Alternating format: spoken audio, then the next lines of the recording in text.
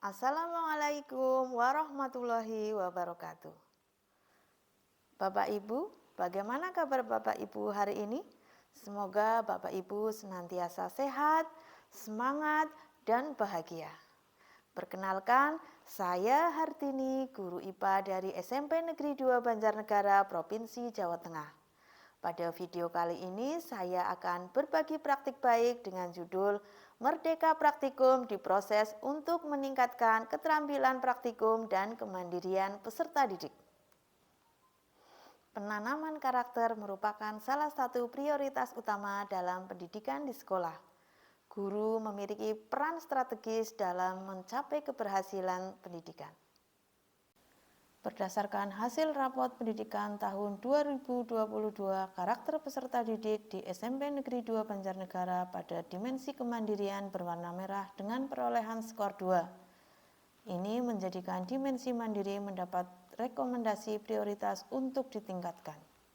Capaian pembelajaran fase D mata pelajaran IPA SMP ada dua elemen yang harus dikuasai peserta didik, yaitu elemen pengetahuan dan elemen keterampilan proses. Salah satu keterampilan proses IPA yaitu keterampilan praktikum. Berdasarkan asesmen, keterampilan praktikum peserta didik kelas 8F beragam. Peserta didik perlu bimbingan 61%, cukup 32%, baik 7%, dan sangat baik 0%. Berdasarkan kondisi tersebut, saya menerapkan pembelajaran berdiferensiasi dengan merdeka praktikum yang bertujuan untuk meningkatkan keterampilan praktikum dan kemandirian peserta didik. Ada beberapa tantangan dalam penerapan merdeka praktikum dengan menerapkan prinsip-prinsip pembelajaran berdiferensiasi. Adapun tantangan tersebut diantaranya yaitu Laboratorium SMP Negeri 2 Banjarnegara memiliki alat dan bahan praktikum yang lengkap. Namun, ruang tersebut sedang digunakan sebagai ruang guru karena ruang guru sedang direnovasi. Topik praktikum pada bab tekanan cukup banyak, ada 7-9 topik praktikum. Keterampilan praktikum dan kemandirian peserta didik beragam, seringkali membuat guru merasa kelelahan dan kerepotan saat pelaksanaan praktikum. Meskipun demikian, pembelajaran praktikum merupakan salah satu pembelajaran IPA yang paling diminati oleh peserta didik. Hal ini diketahui saat mereka ditanya pembelajaran seperti apa yang ingin kalian lakukan, mereka serempak menjawab pembelajaran dengan praktikum. Pada penerapan merdeka praktikum, saya menggunakan langkah-langkah sebagai berikut. Yang pertama, persiapan. Kedua, pelaksanaan, dan yang ketiga, refleksi. Persiapan dilakukan dengan menganalisis kesiapan praktikum dan kemandirian peserta didik. Selain itu, dilakukan studi literatur tentang pembelajaran berdiferensiasi, merdeka praktikum, dan membuat perencanaan pembelajaran. Pembelajaran praktikum dilaksanakan 4 kali pertemuan.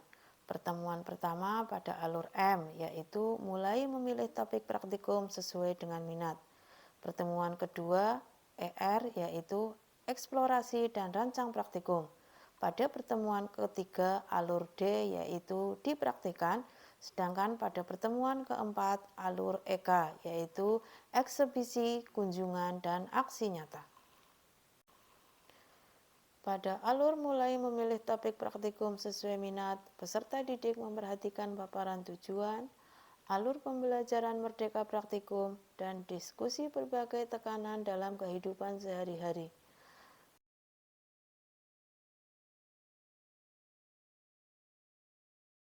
Peserta didik mencari dan menuliskan judul topik praktikum yang diminati dari buku referensi maupun dari sumber internet.